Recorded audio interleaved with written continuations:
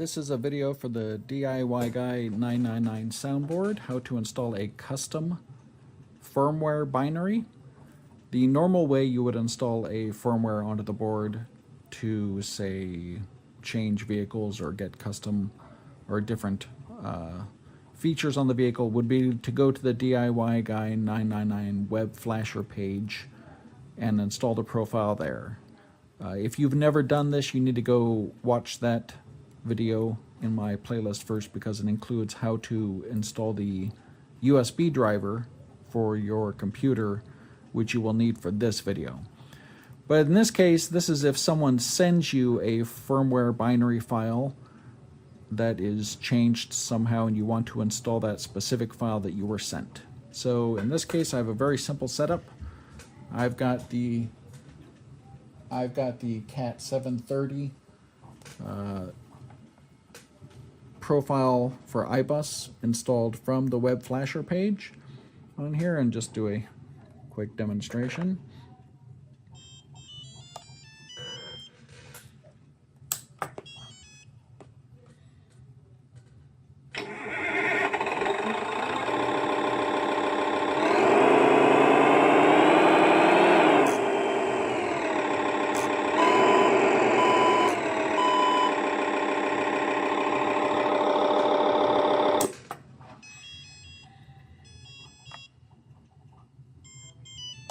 Okay, so just demonstrating that the standard profile works with a properly configured transmitter.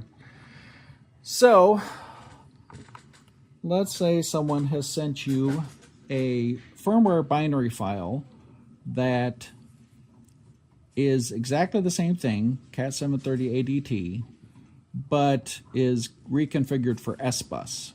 It's a different protocol across the receiver to the soundboard.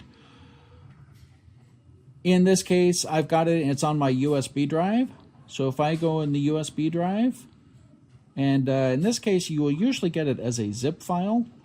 What you're going to want to do is extract that zip file. You're looking for the firmware.bin file. So if we go here, extract all, extract, and that's the file that we're looking for. And that's now in a directory here. You can copy this to your desktop before doing that if you want. It really doesn't matter. The other thing we're going to need is we're going to need a utility. And for that, open whatever your browser is, and we are going to search for ESP Home Flasher. And that should lead you to this GitHub.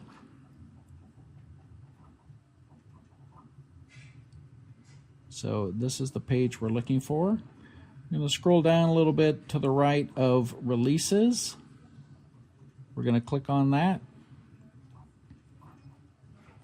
Again, scroll down a little bit here to, you're going to want Windows x64. Click on that. That downloads. That will be in your downloads directory. You can leave it there if you want, or you can copy it to your desktop. If you're going to be using this more than once, you might want to move it somewhere where you'll keep track of it. So let's go there and go ahead and start it. So, serial port, that's where your soundboard is connected. You notice right now there's nothing there because I don't have it connected. So let me connect it.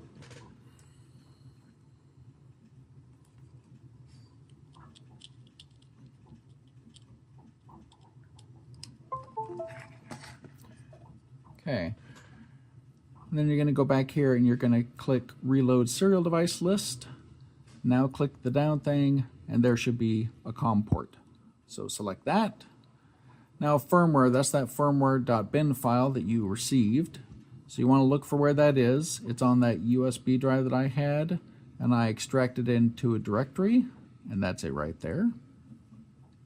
I'm going to open it, and then once you've done that, we're just going to do flash ESP.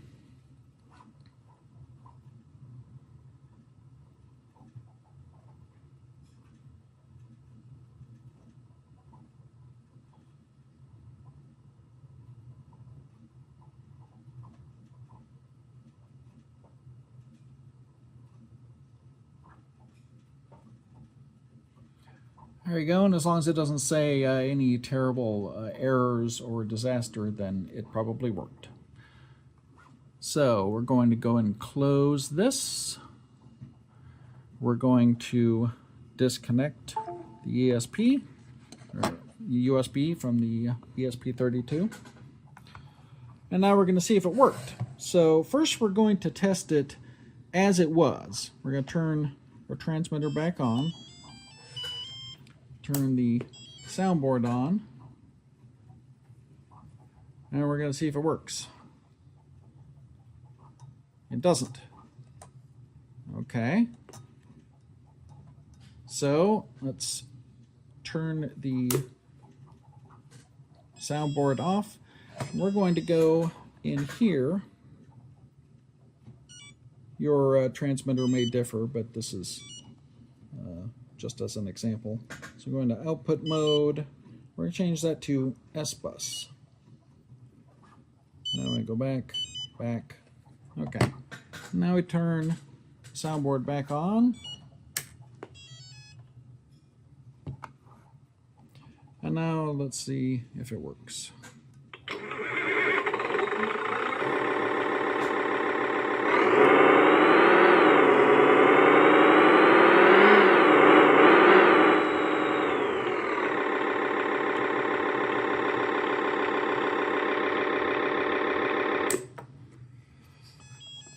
So there you go.